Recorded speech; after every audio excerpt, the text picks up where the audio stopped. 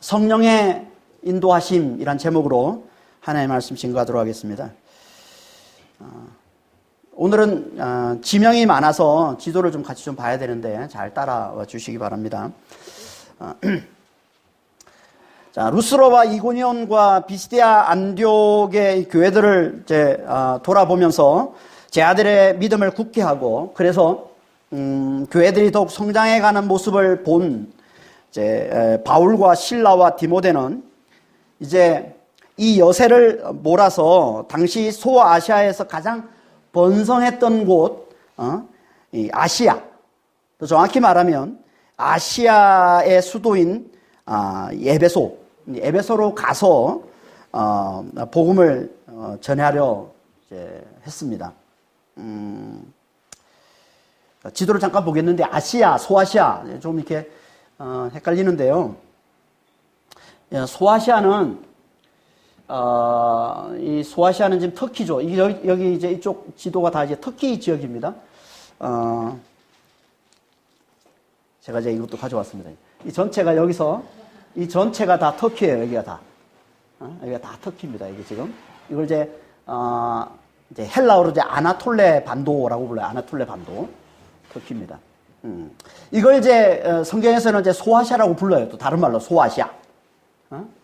그리고 이제 성경에서 또 아시아라는 말도 나오는데, 그 아시아는 이 터키에서 서쪽에 있는 이 그러니까 로마의 주 이름이에요. 주 이름. 로마의 속주 이름이에요. 이건 이제 아시아. 이 전체를 또 소아시아라고 부르고, 좀 헷갈릴 수 있잖아요. 그렇죠? 근데 그 이유가 뭐냐면, 원래 이게, 여기가 에게해인데요. 에게해. 여기가 이제 그리스 지역이고, 이제 그리스 사람들이, 고대 그리스 사람들이 이 에게해를 중심으로 이제 세계를 본 거예요. 에게해를 중심으로 보니까 이쪽은 해가 뜨는 곳이에요. 그래서 아스라고 불렀어요. 아스가 해가 뜨다는 뜻이거든요. 아스. 여기에 이제 여성 꼬리형을 붙여서 아시아 이렇게 된 겁니다. 아스는 이제 아람어예요. 당시 이제 그리스가 세계를 제패하기 이전에 세상은 이제 이 아수르가 세상을 제패하고 있는, 그리고 바벨론이 세상을 제패하고 있는 그 땅이었거든요. 그 언어가 이제 아람어인데, 이 아람어로 이제 아스라고 불렀던 거예요. 해가 뜨는 곳. 그리고 이게 이 서쪽을 에렙이라고 불렀어요. 에렙. 이게 이제 해가 지는 곳이란 뜻이에요. 해가 지는 곳. 이 에렙이 지금 유럽이 된 겁니다. 그러니까 에렙에서 나온 단어가 유럽이에요. 유럽. 에렙. 그리고 아시아와 유럽 이렇게 되는 거예요. 이 에게해를 중심으로. 그래서 뭐 그리스 고전 같은 데 보면은 항상 이 에게해 중심으로 모든 게 펼쳐지는 겁니다. 모든 게.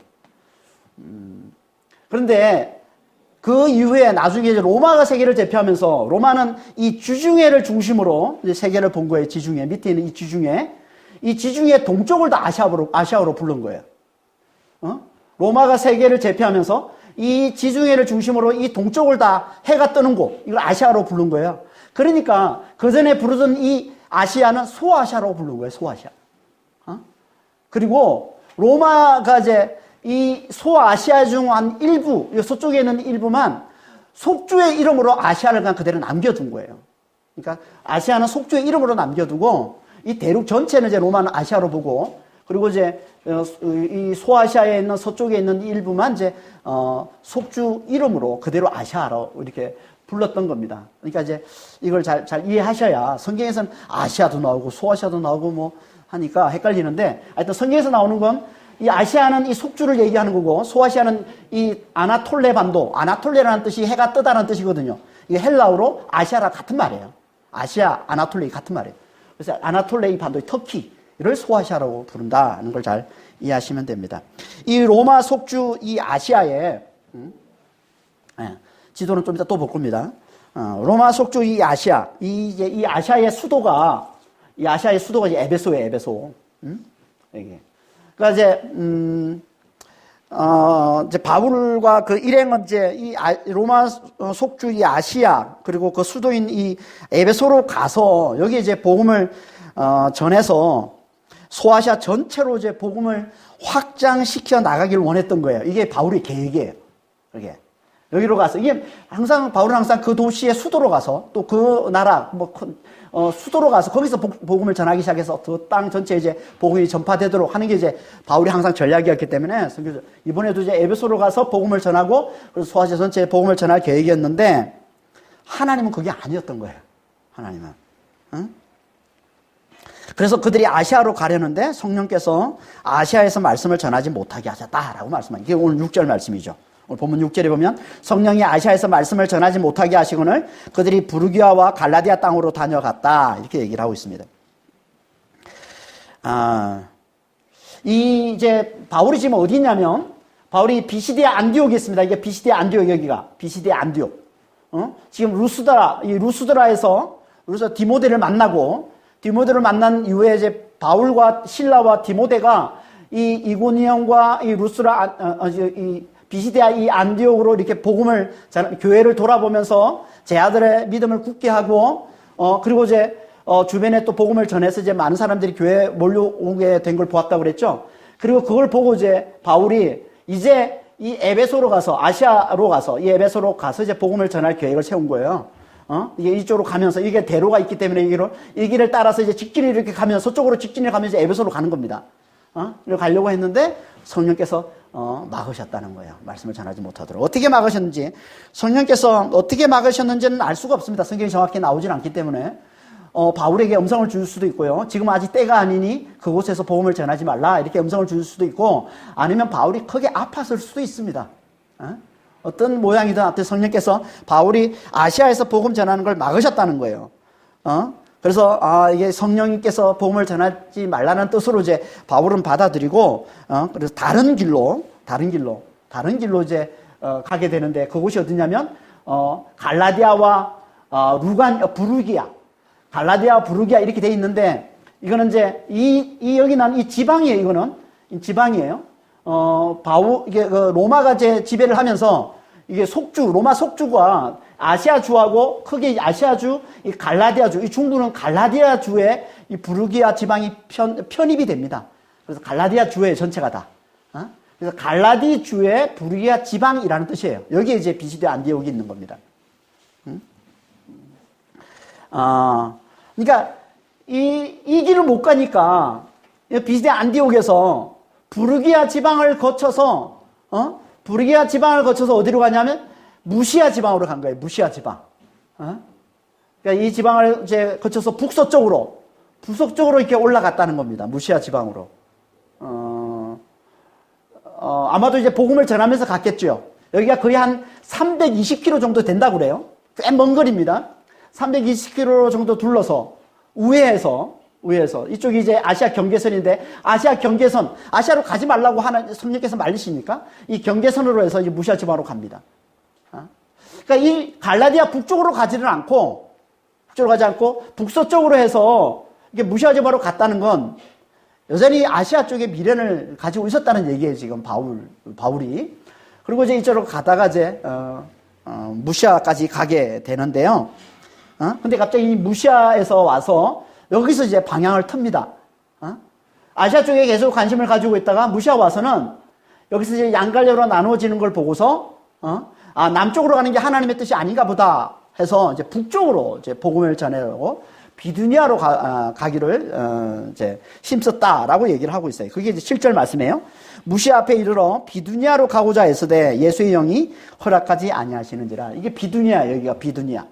그러니까 북쪽으로 해서 이제 비두니아로 가려고 했는데 이때도 예수의 영이 허락하지 않더라는 거예요. 성령께서 막으시더라는 거예요. 똑같이 또. 이제 믿는 건 이제 아시아로 가려는 건 성령이 막으셨다고 그러고 비두니아로 가는 건 예수의 영이 막으셨다. 앞에서는 성령이라고 그러고 6절에서는 7절에서는 이제 예수의 영 이렇게 얘기를 합니다. 그리고 10절에 가서는 또 하나님이라고 그래요. 그러니까 같은 의미로 쓰고 있는 거예요. 지금 성령, 예수의 영, 하나님. 하나님과 성령 하나님을 번갈아 쓴 건 우리가 사도행전 5장 3절 4절에 보면 나오는데 거기서 번갈아 쓴 걸 우리 한번 본 적이 있지만 예수의 영, 성령을 예수의 영이라고 부른 건 여기가 처음입니다. 예수의 영. 하지만 주의 영이라는 표현은 많이 나오죠. 자주 말씀하고 있죠. 주의 영. 그러니까 구약에서 주는 이제 여호와 하나님을 말하는 거고요. 신약에서 주는 예수 그리스도를 말하는 겁니다. 그래서 빌립보서 2장 11절에 보면 모든 입으로 예수 그리스도를 주라시나요? 라는 말씀이 나와요. 그러니까 신약에서 주는 예수 그리스도를 말하는 겁니다. 그러니까 초대교회 땐 하나님과 예수님과 성령을 하나로 본 거예요. 하나로 본 거예요. 삼위일체라고 그러죠. 그래서 삼위일체. 그러니까 하나님께서 은혜로 우리를 구원하시기 위해 육신을 입고 이 땅에 나타나신 분이 예수이신 것이고, 예수님이신 것이고, 그분이 죽으시고 부활하셔서 믿는 자들 속에 들어와 계신 분이 성령이시라는 겁니다. 이게 초대교회 때의 믿음이에요. 그러니까 예수를 믿는 자는 다 성령을 받은 거라는 겁니다. 예수를 믿는 자는. 그러니까 예수의 십자가와 부활을 제대로 믿는 자, 그 십자가를 내 십자가로, 그 부활을 내 부활로 알아보는 자, 예수와 함께 내가 죽었고 이제 내 안에 부활하신 예수가 사심을 알아보는 자는 다 곧 그 안에 성령을 모시고 있고 이제 성령으로 사는 자가 된 거라는 겁니다. 그래서 믿음으로 성령을 받는다고 하고, 또 그리스도와 함께 내가 십자가에 못 박힌 게 성령으로 사는 것이다 라고 말씀을 하고 있는 거예요, 성경에서. 갈라디아서 3장 2절입니다. 너희가 성령을 받은 것이 율법의 행위로냐 듣고 믿음으로냐. 믿음으로 성령 받는다고 그러죠. 갈라디아서 5장 24절 25절에 보면 그리스도 예수의 사람들은 육체와 함께 그 정욕과 탐심을 십자가에 못 박았느니라.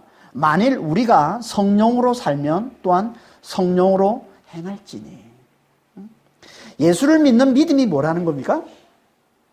먼저 그리스도와 함께 육신이 십자가에 못 박혔다는 것. 다시 말해서 내가 그리스도와 함께 죽었음을 알아보는 거라는 거예요.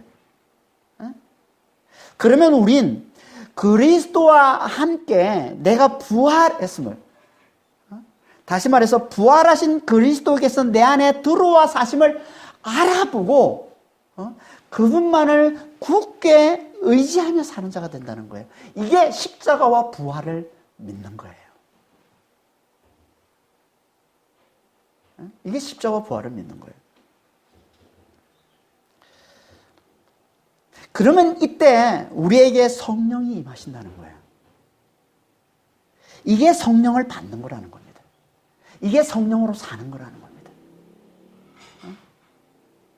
그러니까 내 안에 그리스도가 들어와서 사심을 알아보는 게 너무 중요한 거예요. 그걸 알아보면 그게 성령이 임하시는 것이고, 그때 성령이 임하시는 것이고, 그게 성령을 받고 그게 성령으로 사는 게 되는 거예요. 내 안에 그리스도가 들어와 계심을 알아보는 거예요. 그러면 성령이 내게 임하시고 내가 성령으로 사는 자가 되는 겁니다. 그리고 이제 기도와 말씀으로 성령을 의지할수록, 기도와 말씀으로 더 이제 우리가 힘써 성령을, 기도와 말씀이 다 성령을 의지하는 겁니다. 기도와 말씀이.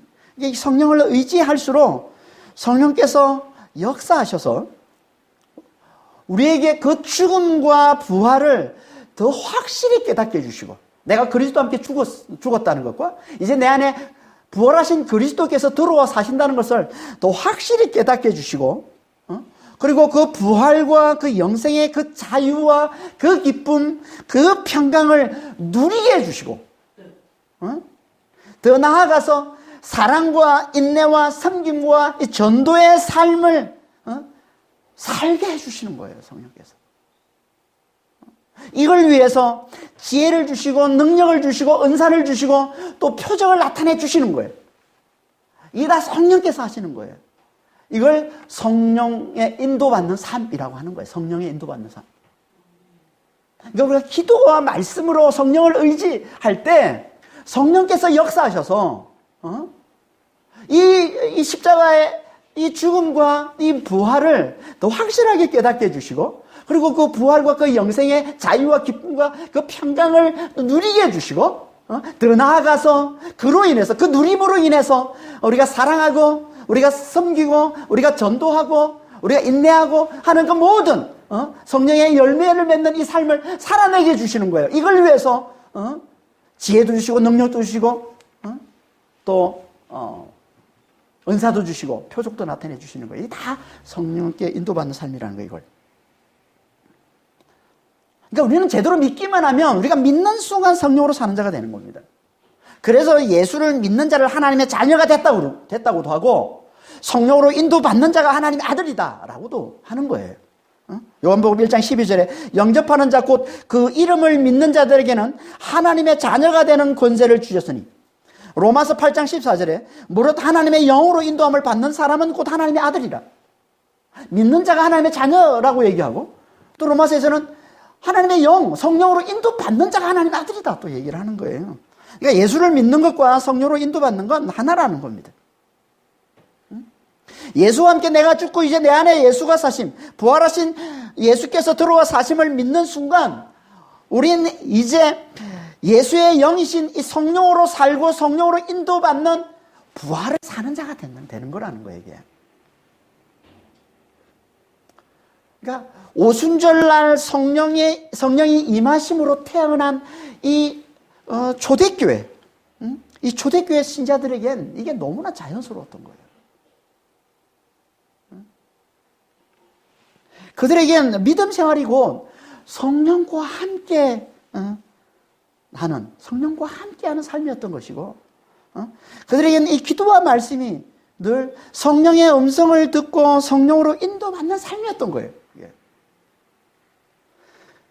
그래서 항상 성령 충만한 자를 교회를 섬기는 자로 세웠던 것이고, 그리고 교회에서 기도하며 성령의 음성을 듣는 걸 자연스러워 했던 거예요. 우리가 앞에서 계속 사도행전 6장 3절에서 성령 충만한 자를 사일자로 세우는 것을 보았고, 또 사도행전 13장에서도 교회가 기도할 때 성령이 말씀하시는 걸 듣는, 이게 그들에게 아주 자연스러웠던 거예요. 그들은 항상 성령과 친밀했던 것이고요, 그들은 항상 성령의 인도하심에 민감했던 겁니다. 왜 그랬을까요? 그들은 왜 초대교회 때 신자들은 왜 이렇게 성령과 친밀했고 성령 인도하심에 민감했습니까? 늘 십자가와 부활의 복음 아래 살았기 때문에. 그리스도와 함께 내가 죽고 이제 내 안에 그리스도가 사신다는 이 십자가와 이 부활의 복음을 늘 들으면서 살았기, 날마다 들으면서 날마다 거기에 집중하면서 살았기 때문에. 그러니까 그들은 성령과 친밀했던 거예요. 성령의 인도하심에 민감했던 거예요. 그러니까 예수와 함께 내가 죽었고 이제 내 안에 부활하신 예수님이 들어와 사신다는 이 예수의 십자가와 이 부활의 복음을 잘 듣는 자가 부활을 살게 하시는 성령과 친밀하고 성령의 인도하심에 민감한 삶을 사는 자가 된다는 거예요. 이 예수의 복음, 이 예수의 십자가의 부활의 복음에 늘 사로잡혀 살았던 자가 누굽니까? 그게 바울이었던 거예요, 바울. 그래서 예수의 은혜의 복음을 전하는 걸 사명으로 받은 자잖아요, 바울은. 그러니까 늘 예수의 십자가의 부활의 복음에 사로잡혀 살았던 자예요, 바울이. 그래서 그는 누구보다도 성령과 친밀했고 누구보다도 성령의 인도하심에 민감했던 거예요. 다시 말해서 누구보다도 성령께 자신을 맡기는 삶을 잘 살았던 거예요. 이게 바울이었던 겁니다. 그래서 하나님께서 바울을 그렇게 놀랍게 쓰시는 거예요. 성령의 인도하심에 민감했고 늘 성령께 자신을 맡기는 삶을 잘 살았던 이 바울을 들어서 하나님께서 하나님의 뜻인 땅끝까지 복음을 증가하는, 예수의 복음을 증가하는 이 일에 바울을 하나님이 쓰시는 거예요. 바울이 어떻게 이렇게 성령께 자신을 맡기는 삶을 잘 살았다고요? 늘 십자가와 부활의 복음 아래 살았기 때문에, 늘 이 십자가의 복음을 늘 들으면서 거기에 집중하며 살았기 때문에, 늘 그리스도께 죽었다는 것, 내 안에 그리스도가 사신다는 것에 집중하며 살았기 때문에 그런 성령과 친밀했고 성령께 민감했고 성령께 자신을 맡기는 삶을 너무나 잘 살았던 거예요.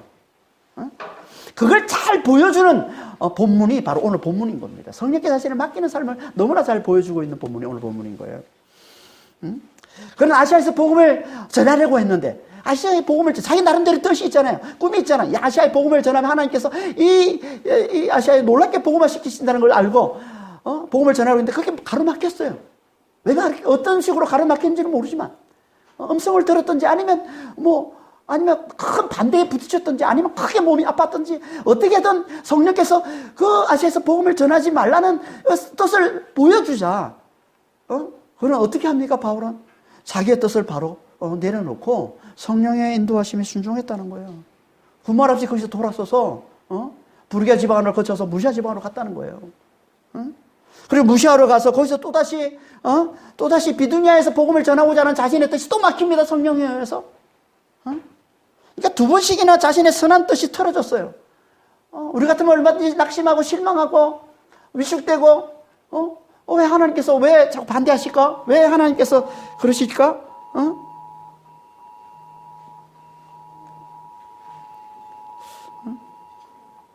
왜 하나님께서 왜 자기의 이 선한 계획을 하나님께서 왜 가로막는지 아마 의아했을 거예요. 그래서 사역이 위축될 수도 있었을 겁니다. 하지만 바울은 흔들리지 않았다는 거예요. 성령의 뜻 앞에 자신의 뜻을 내려놓고 성령의 인도하심에 잘 순종했던 겁니다. 얼마나 그가 성령께 자신을 맡기는 이 훈련이 잘 돼 있는지를 잘 보여주고 있는 거예요. 그리고는 이제 그는 남쪽으로 아시아로 가서 복음을 전하는 것도 하나님의 뜻이 아니고 북쪽으로 가서 복음을 전하는 것도 하나님의 뜻이 아니라는 걸 제가 확인했으니까 어떻게 합니까? 그는 이제 알 수 있는 방법은 없잖아요. 계속 직진하는 것밖에 없잖아요. 그래서 그는 하나님의 성령의 분명한 뜻을, 성령이 원하시는 분명한 뜻이 뭔지를 계속 하나님께 구하면서 계속 직진했던 거예요. 그 무시아를 우회해서 서쪽, 계속 직진하면 서쪽이잖아요, 지금.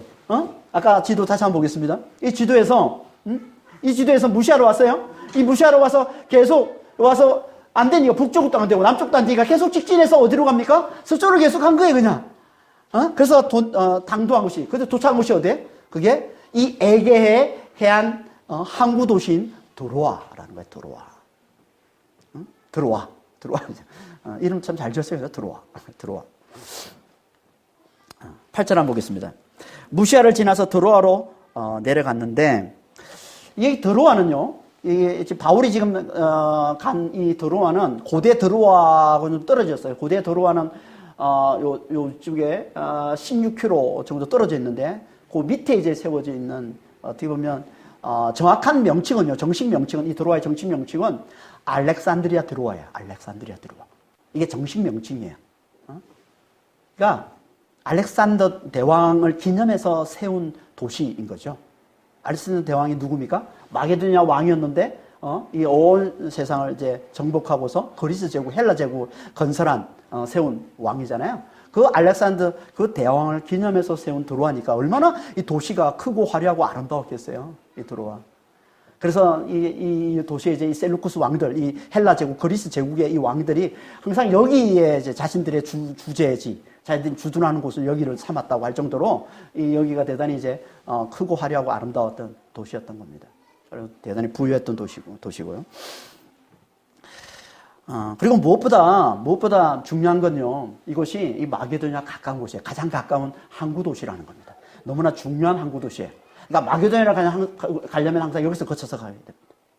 마게도냐 이 그리스를 가려면 이 드로아를 거쳐서. 그러니까 드로아는 이 마게도냐 이 유럽으로 가는 가장 중요한 곳인 거죠. 항구 도시. 이곳으로 성령께서 바울 일행을 이곳으로 인도해 가셨다는 거예요. 왜 성령께서 이곳으로 다른 모든 걸 다 뿌리치고 다 막으시고 바울이 계속 아시아로 가는 것도 막으시고 비두니아 가는 것도 막으시고 왜 성령께서 이곳으로 바울 일행을 인도해 오셨을까요? 그걸 성령께서는 그들이 드로아에 도착하자마자 아주 적극적으로 보여주십니다. 적극적으로. 그전에는 소극적으로 성령께서 인도해 가셨는데 드로아에 도착하니까 이제 바울에게 성령께서 적극적으로 당신의 뜻을 나타내 주세요. 그게 뭐예요? 그게 환상인 거예요. 그게 바울이 밤에 본 환상. 9절 한번 보겠습니다. 밤에 환상이 바울에게 보이니 마게도냐 사람 하나가 서서 그에게 청하여 이르되 마게도냐로 건너와서 우리를 도우라 하거늘.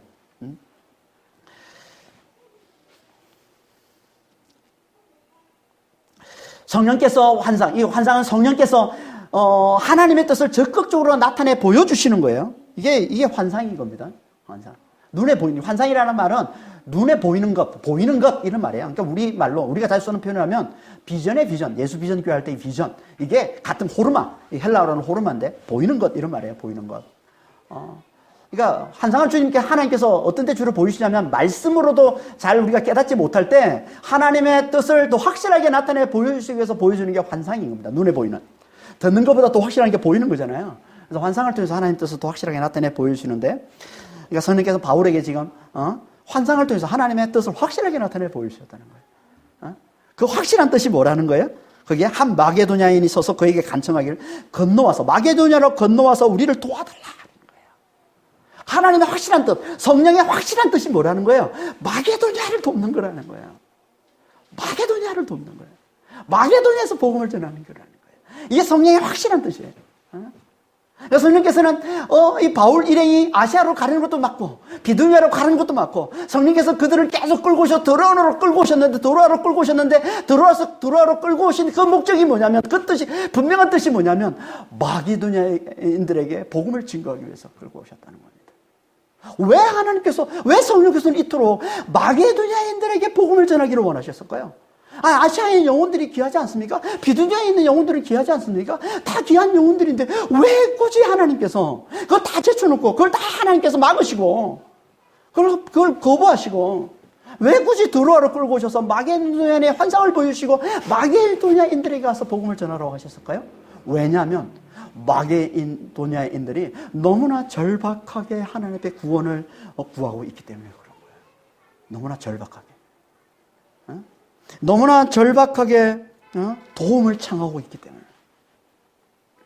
그들의 그 절박함을 잘 보여주는 게, 그들이 서서 간청하다는 표현도 있지만은, 이걸 잘 보여주는 단어가 있는데, 그게 뭐냐면, 여기 쓰고 있는 도와달라라는 단어예요. 도와달라. 이 도와달라는 이 단어가 보에세오라는 말인데, 보에세오. 이 두 단어의 합성어예요. 앞에 보에라는 말은 부르짖음, 우는 소리, 이런 뜻이고요. 세오라는 말은 달리다는 뜻이에요. 달리다. 그러니까 이 말의 뜻은 뭐냐면 울음소리 또는 부르짖는 소리를 듣고 달려오는 걸 얘기하는 겁니다. 달리는 거예요. 그러니까 울음소리를 듣고 부르짖음을 듣고 달려와 달라. 이게 돕는 거예요. 이게 도와달라는 말이에요. 여기 쓰고 있는 이 단어 보에세오라는 이 말은 울음소리예요. 우리의 이 부르짖음, 우리의 이 울음소리를 듣고 달려와 달라. 달려와서 우리를 도와달라. 이런 말이에요. 마치 갓난아기의 울음소리를 듣고 엄마가 달려오는 것처럼 그렇게 자신들을 위해 달려와 달라는 거예요. 이게 마게도냐인의 간청이에요. 뭘 말하는 겁니까? 그만큼 절박하다는 거죠. 마게도냐인들의 이 간청이, 이 호소가, 이 도움이 너무나 절박함을 보여주고 있는 거예요, 지금. 당연히 이건 영적 상황을 얘기하고 있는 겁니다. 영적 상황. 그들의 영혼이 지금 너무 공고한 거예요. 그들의 영적인 상황이 너무나 고달픈 거예요. 너무나 힘든 거예요. 너무나 갈급한 거예요. 하나님 보시기에 너무 어려운 거예요. 그들의 영적 상황이. 마치 애굽에서 종살이하는 이스라엘 백성들이 너무나 힘들어서 하나님께 간절히 부르짖은 것처럼, 그렇게 그 마게도냐의 영혼들이 하나님께 간절히 부르짖고 있다는 거예요. 우리를 살려달라고, 우리를 구원해달라고. 우리 하나님은요, 성령님은요, 항상 갓난아기의 울음소리처럼 간절히 부르짖는 자들에게 더 마음을 주시는 분이십니다. 그래서 아시아를 가려는 이 바울의 이 계획을 하나님께서 틀으시고, 그걸 틀어막으시고, 그걸 꺾으시고 끌고 오신 거예요. 비두니아로 가려는 그들의 그 뜻을 하나님께서 꺾으시고 하나님 끌고 오신 거예요. 왜요? 절박하게 부르짖는 그들을 먼저 도우라.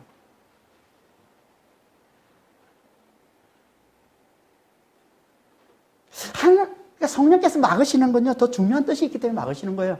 우리 삶 가운데 성령께서 우리가 하려고 하는 일을 성령께서 막으시는 경우가 왕왕 있는데요. 그런 경우는요, 더 중요한 뜻이 있기 때문에 그렇다는 거예요. 그게 뭐라는 겁니까? 절박하게 부르짖는 자의 구원이에요.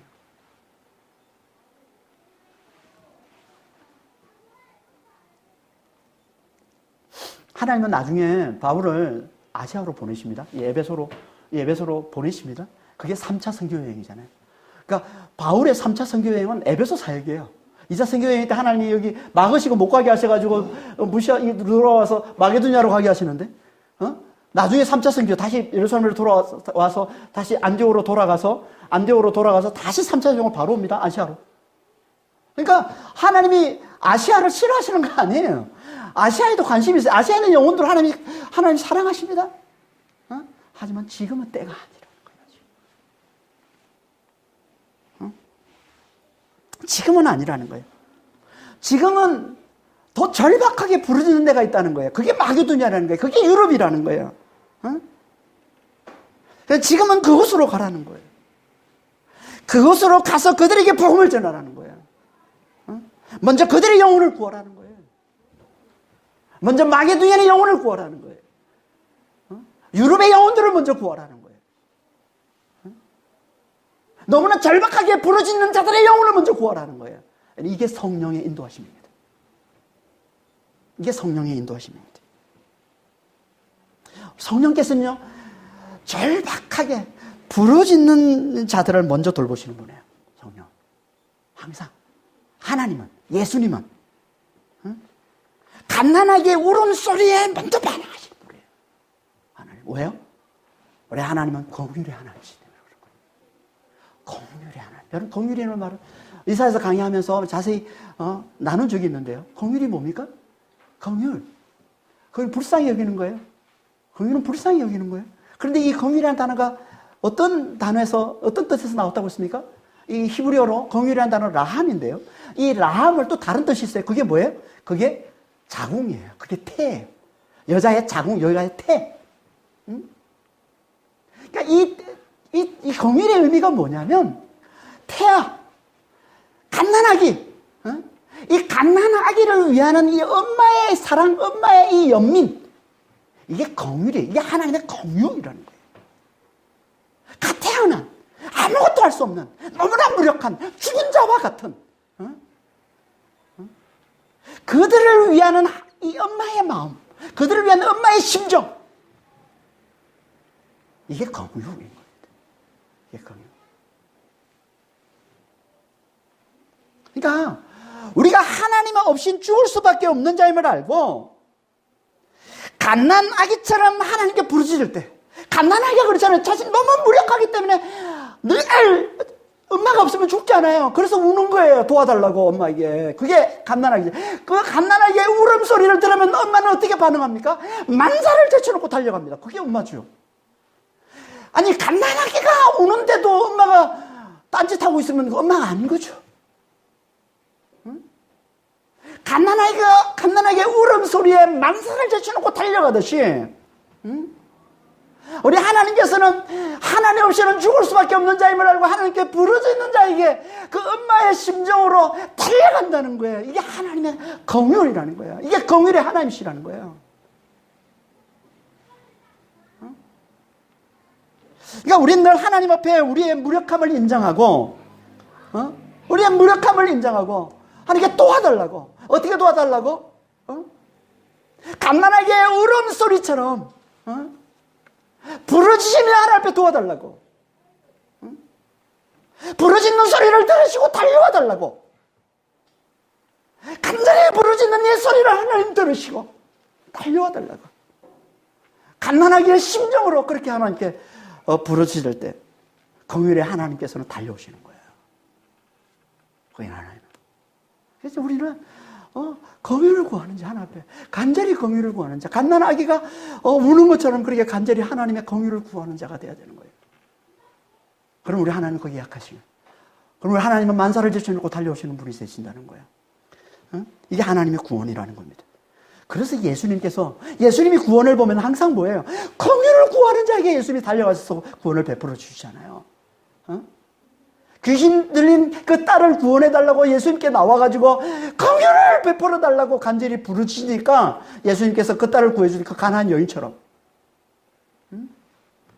문둥병자들이 긍휼을 베풀어달라고 부르시니까 예수님께서 그 문둥병자를 고쳐주신 것처럼, 바디메오 소경이 긍휼을 베풀어 달라고, 불쌍히 여겨 달라고 예수님께 부르시니까 가던 길을 멈추고 돌아서서 그 소경을 고쳐주신 것처럼, 아들이 귀신 들려가지고 예수 앞에 나와서 긍휼을 베푸셔서 도와달라고 부르시니까 구원해준 그 귀신 들린 아버지처럼, 그게 마가복음 9장 22절이에요. 마가복음 9장 22절입니다. 귀신이 저를 죽이려고 불과 물에 자주 던졌나이다. 우리를 불쌍히 여기서, 이게 엘레오스, 헬라어로 엘레오스, 이게 히브리어로 라함이에요. 라함. 우리를 불쌍히 여기서 도와주소서. 이게 도와달라는 이 단어가 보헤세오. 울음 소리를 들으시고 부르짖는 소리를 들으시고 달려와 주세요, 이런 거래요. 그럼 우리 하나님 어떻게 하신다고요? 그럼 구원을 베풀어 주신다는 거예요. 고린도서 6장 2절에 내가 은혜 베풀 때 너를 돕고 구원의 날에 너를 도왔다 하였으니, 이 도왔다는 단어가 보헤세오예요. 보헤세오. 울음 소리를 듣고 달려와 주시는 분, 이분이 하나님이시고 이분이 하나님의 구원이라는 거예요. 이게 예수님이 그러신 것처럼 긍휼을 구하는 자들에게 달려가셔서 구원을 베풀어 주신 것처럼, 예수의 영신 성령께서도 절박하게 부르짖는 자들에게 달려가신다는 거예요. 만사를 제쳐놓으시고. 그래서 바울 일행이 아세로 가라는 것을 말리시고 비두냐로 가는 걸 말리시고 드로아로 끌고 오신 거예요. 그리고 절박한 이 마게도냐의 이 부르짖음을 듣게 하시는 거예요. 보게 하시는 거예요. 그리고 마게도냐로 달려가게 하시는 겁니다. 이게 성령의 인도하심이라는 거예요. 그래서 이 환상을 보고서 바울과 그 일행들이 다 이게 분명히 하나님의 뜻이구나, 이 하나님께서 우리를 마게도냐에 가서 복음을 전하라고 하시는 거구나 라고 다 인정을 하고서 그쪽으로 가기를 힘썼다고 얘기를 하고 있는 겁니다. 10절에 바울이 그 환상을 보았을 때 우리가 곧 마게도냐로 떠나기를 힘쓰니 이는 하나님이 저 사람들에게 복음을 전하라고 우리를 부르신 줄로 인정함이라. 곧바로 떠나기를 했었대요.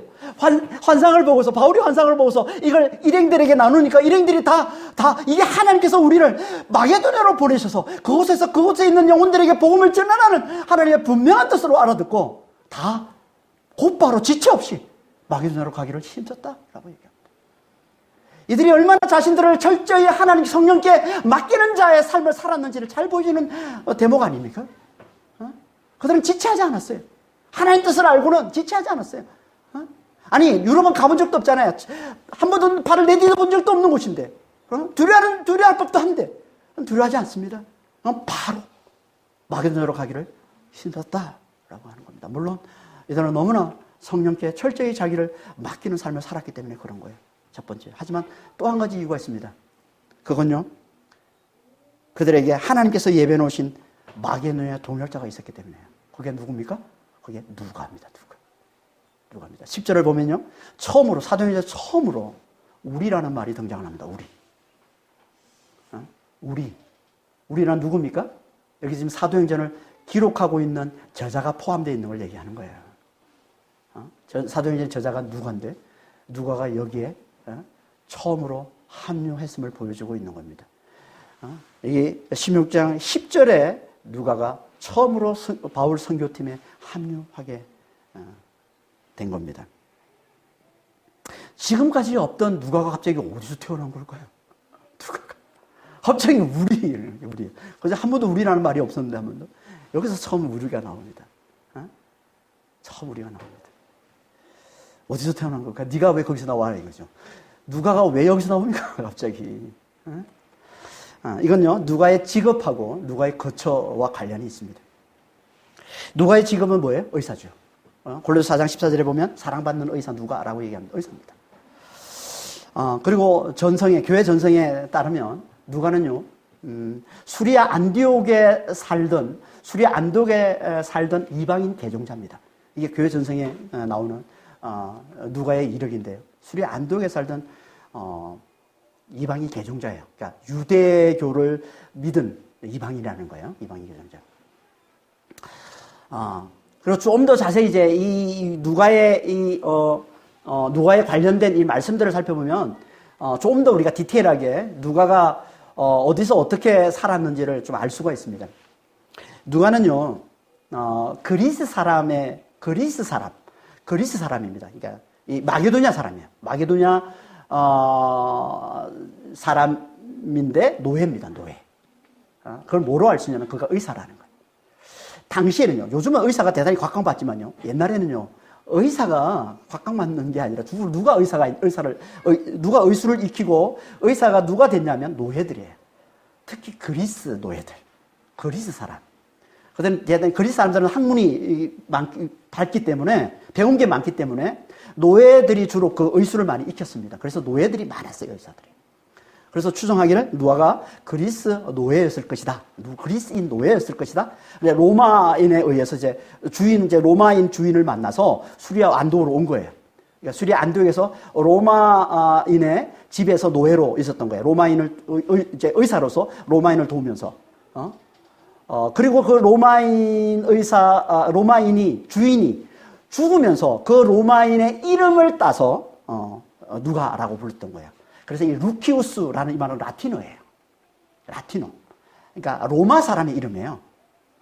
그러니까 아무나 로마 사람의 이름을 가질 수가 없습니다. 그러니까 주인이 노예에게 주는 거예요. 당시에는 주인이 사랑하는 노예에게 자기가 죽을 때 자기 이름을 물려줍니다. 그러니까 그 주인이 죽으면서 자유민이 되었고, 누가가. 그리고 그에게 주인의 이름을 준 거예요. 그래서 누가라고 불린 겁니다. 루키우스라는 말이에요. 라틴어. 그리고 그는 수리아 안디옥에서 유대인 개종자로 살고 있다가 복음을 접하게 되고, 복음을 접하면서 수리아 안디옥 교회에 나와서 바울을 만나게 됩니다. 그리고 바울로부터 양육을 받은 자가 되는 거예요.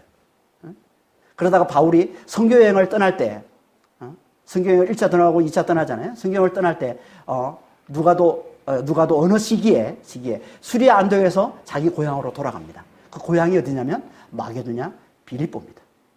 그걸 어떻게 알 수 있냐면요, 항상 누가는 빌립보에서만 등장을 합니다. 오늘 본문에 드로아에서 바로 에게를 건너면, 거기가 네아폴리고, 네아폴리 안쪽으로 내륙으로 16km만 들어가면 그게 빌립보예요. 그래서 첫성 빌립보라고 얘기하는 겁니다. 유럽의 첫성 빌립보. 여기가 이제 드로아인데, 드로아를 배 타고 가면 이 네아폴리예요. 네아폴리 항구예요. 여기 안쪽 여기가 빌립보입니다. 그러니까 빌립보가 고향인데, 왜냐하면 오늘 본문에 이제 등장을 합니다. 10절에서. 그리고 17절까지 나옵니다. 이 빌립보 사역을 하는 동안에만 누가가 등장을 합니다. 그리고 누가가 다시 여기서 이제 데살로니가로 떠나고 베레아로 갈 때 누가는 등장하지 않습니다. 고린도에서도 등장하지 않았습니다. 언제 다시 등장을 하냐면요, 3차 성교여행 때 다시 빌립보에 들릴 때 등장을 합니다. 그게 사도행전 20장이에요. 그러니까 사도행전 20장 5절에 다시 등장합니다. 빌립보에 있을 때 다시 등장을 합니다. 그러니까 빌립보에서만 바울과 합류하는 거예요. 바울팀에. 그러니까 계속 그는 빌립보에 살고 있었던 거예요. 그리고 3차 선교여행 후에, 3차 여행 선교 후에서 마치고 이제 그가 예루살렘에 가서 결국 로마에 투옥이 되는데, 그때 빌립보에 들러서 예루살렘 갈 때, 그때 비로소 이제 누가가 바울과 합류해서 예루살렘으로 가고 로마까지 따라가게 되는 거예요. 그래서 말년에, 바울 사역의 말년에 바울의 신실한 동역자가 됩니다. 누가가. 그리고 그때 바울로부터 예수의 행적을 자세히 듣고 기록한 책이 누가복음인 거예요. 누가복음. 그러니까 바울은요, 자기가 양육했던 의사인 누가가 마게도냐 빌립보에 살고 있는 걸 알았던 거예요. 그래서 드로아로 가면서 그를 드로아로 불렀던 겁니다. 배만 타면 바로 건너올 수 있는 거니까. 이 드로아는 왜 불렀을까요? 바울이 몸이 아팠기 때문에 그런 겁니다. 그래서 많은 신학자들은 바울이 아시아에서 복음을 전하지 못하고 또 비두니아로 가려고 했는데도 전하지 못한 이유가 질병 때문이라고 해석을 합니다. 많은 신학자들이. 몸이 많이 아팠기 때문에. 바울은 보면 참 몸이 많이 아팠어요. 그래서 드로아로 오면서 의사 누가를 불렀던 것이고, 그래서 드로아에서 이제 의사 누가의 도움으로 몸이 회복된 그에게 성령께서 환상을 보여주신 겁니다. 마게도냐인이 도움을 요청하는, 간절히 절박하게 도움을 요청하는 이 환상을 보여주신 것이고, 그 환상으로 인해서 성령의 분명한 뜻을 이제 깨닫게 되고, 그래서 그 일행이 마게도냐로 떠나게 되는데, 하나님이 예배해 놓으신 든든한 안내자 이 누가가 있었기 때문에 지체 없이 바로 마게도냐로 떠나기를 힘쓸 수 있었던 겁니다. 하나님은요, 당신의 뜻을 이루어 가시는데 빈틈이 없습니다. 하나님. 때론 막으시고, 때론 아프게도 하시고, 때론 환상도 보여주시고, 때로는 사랑을 붙여주시고, 그래서 어떻게든 하나님의 당신의 뜻을 이뤄내게 만드시는 분. 이분이 하나님이시라는 거예요. 그 하나님의 뜻이 뭐라고요? 그게 그 성령의 뜻이 뭐라고요? 간절히 부르짖는 자의 구원. 절박하게 부르짖는 자의 구원. 우리 하나님은 지금도 절박하게 하나님의 긍휼을 구하는 자, 절박하게 하나님의 구원을 구하는 자에게 하나님 달려가십니다. 지금도. 당신의 종을 보내셔서 성령께서 어떻게 해서든 당신의 종을 그렇게 인도하셔서 이끄셔서 그렇게 끌고 가셔서 그들을 구원해 내신다는 겁니다. 그러니까 우리가 정말 절박하게 하나님의 구원을, 절박하게 하나님의 도우심을, 절박하게 하나님의 은혜를 구하는 게 얼마나 귀한 줄 모릅니다. 이게 하나님의 뜻이에요. 하나님은 거기에 집중하십니다. 거기에 집중하십니다. 그러니까 이 하나님의 뜻, 이 성령의 뜻을 잘 인도받는 자가 결국은 하나님의 뜻을, 이 뜻을 이뤄가게 되는 거죠. 누가 이 성령의 뜻을 잘 깨닫는다고? 누가? 십자가와 부활의 복음 아래 잘 살아가는지, 바울처럼 십자가와 부활의 복음에 사로잡혀 사는지, 늘 십자가와 부활의 복음, 내가 그리스도와 함께 죽었고 이제 내 안에 그리스도가 사신다는 이 복음을 늘 듣고 여기에 집중하며 사는 자, 이들이 성령과 친밀하고, 이들이 성령의 인도하심에 민감하고, 이들이 성령께 자신을 맡기는 삶을 사는 거예요. 그러니까 내가 그리스도와 함께 죽었고 이제 내 안에 그리스도가 사심을 알아보고 그리스도만을 굳게 붙드는 자, 이게 누구예요? 이게 그리스도께 간절히 부르신, 우리 하나님은요, 먼저 그리스도 앞에 나와서 그리스도를 간절히 찾는 자, 그리스도를 간절히 의지하는 자, 이들에게 성령 안에서 먼저 구원을 누리게 해주세요. 맛보여 주세요. 그리고 그를 들어서 하나님께서 성령의 뜻을 이루는 일에, 하나님의 뜻을 이루는 일에 쓰시는 겁니다. 그를 이끄셔서 또 다른 간절히 부르짖는 자에게 찾아가서 복음을 전해서 구원에 이르도록 하는 이 일에 하나님이 쓰신다는 겁니다. 이게 성령의 인도하심이에요. 그러니까 우리는 진짜 내 안에 그리스도가 사심을 알고 그 그리스도를 간절히 의지하는 자가 되는 게 너무너무 중요한 겁니다. 그럼 먼저 우리에게 성령께서 구원을 맛보여 주세요. 자유를 맛보여 주시고 기쁨을 맛보여 주시고 이 세상에서 이 구원을 맛보여 주시는 겁니다.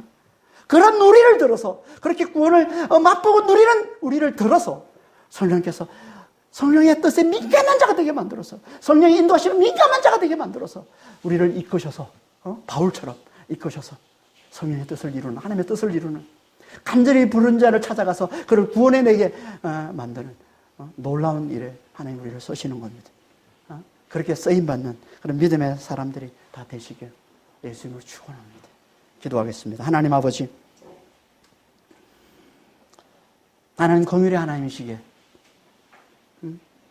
가난하기처럼 하나님께 간절히 부르짖는 자를 하나님 절대 외면할 수 없는, 그런 자만 보면 하나님께서 달려가셔서 구원하실 수밖에 없는 긍휼의 하나님이시기에 아버지요, 지금도 하나님께서는 절박하게 하나님을 찾고 절박하게 하나님께 부르짖는 자를 주님께서는 바라보시고 그들을 구원하기를 원하십니다. 주님, 이 하나님의 뜻을 알아보는 자를 들어서 주님 그렇게 쓰시기를 원하십니다. 주님, 우리가 이 하나님의 뜻을 잘 깨닫는 자가 될 수 있도록 주님 도와주시옵소서. 그러려면 아버지 하나님, 좀 먼저 우리가 아버지 하나님, 내가 그리스도와 함께 죽었고 이제 내 안에 그리스도 하심을 알고 그 그리스도를 간절히 의지하는 자가 되어야 됩니다. 주님, 그래서 성령 안에서 구원을 맛보는 자가 되어야 됩니다. 성령 안에서 자유를 맛보고 기쁨을 맛보는 자가 되어야 됩니다. 주님, 그런 우리를 들어서 아버지요, 정말 하나님의 뜻, 이 성령의 뜻을 이뤄내시오니 주여, 우리가 날마다 십자가의 부활의 복음을 집중하는 자가 되게 하시고 주여, 그래서 성령 안에서 구원을 맛보고 누리는 삶을 잘 살아가는 저희들 될 수 있도록 주여 도우시고 인도하여 주시옵소서. 감사하며 우리 주 예수 그리스도로 기도합니다. 아멘.